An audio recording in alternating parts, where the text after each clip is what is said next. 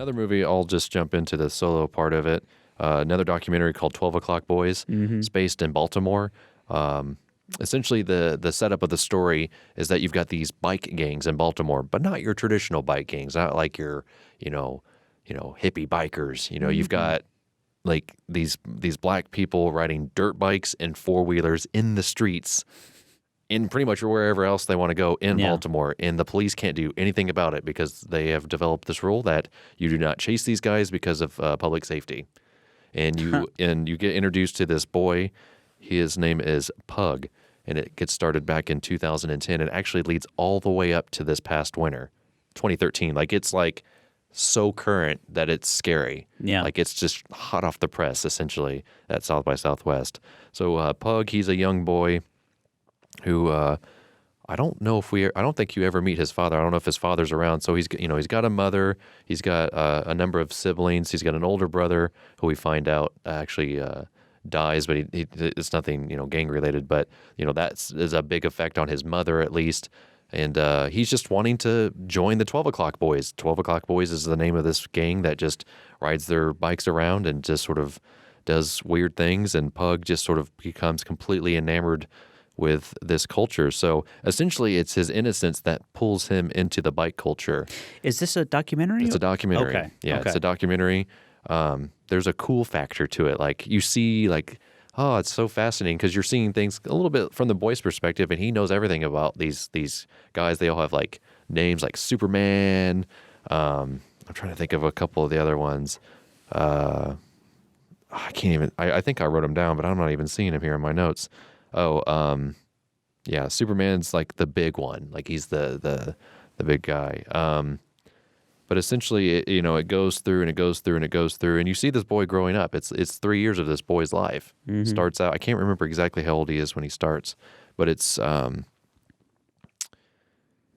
some point where it's like there's this mentality like you could die at any point in your life, and this boy has that mentality. It's like you could die at any point, so why not just do what you want to do? Yeah, and it's kind of scary. It's like the movie is a point of entry for this boy into a gang, but it's not like your traditional gang. It's a bike gang. Yeah, not your like traditional like Bloods and Crips and guns and there are guns involved, but for the most part, it's just these guys wanting to do crazy things on their bikes, and the police hate them. Yeah, or not hate them.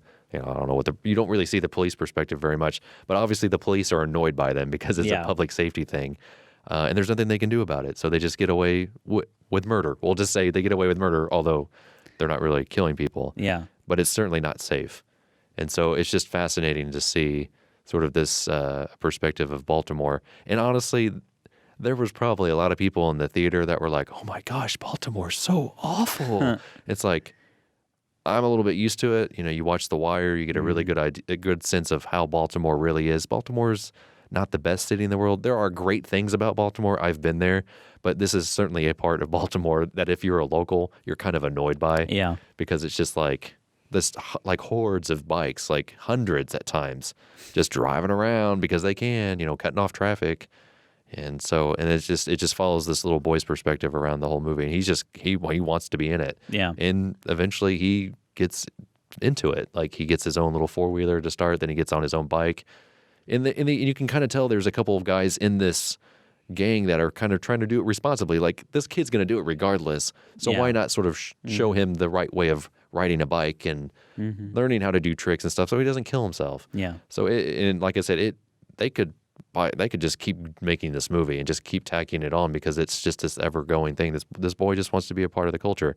And his mother plays a pretty big part in the movie. Her name's Coco. Yeah. And you see sort of like it's like one of those things where it's like he's going to do it regardless. So I'm just going to let him do it and pray every night that he comes home.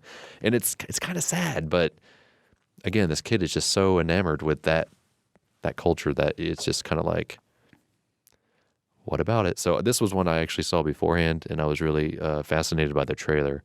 And I want to say this was the premiere for it. It was like I said, it was certainly pretty close to being right off the editing room. So again, 12 O'Clock Boys is the name of it. I don't know if I got the director on that one or not. He did speak a little bit about his sort of point of entry being he met the boy just randomly. He was just kind of trying to like follow these guys around, and then he met this boy, and then he just thought that would be an interesting documentary subject, and it is. I think it's actually more fascinating than just doing a movie about the guys riding around on bikes, because again, it's just you see everything from this boy's perspective. It's fresh, in that sense. So Yeah.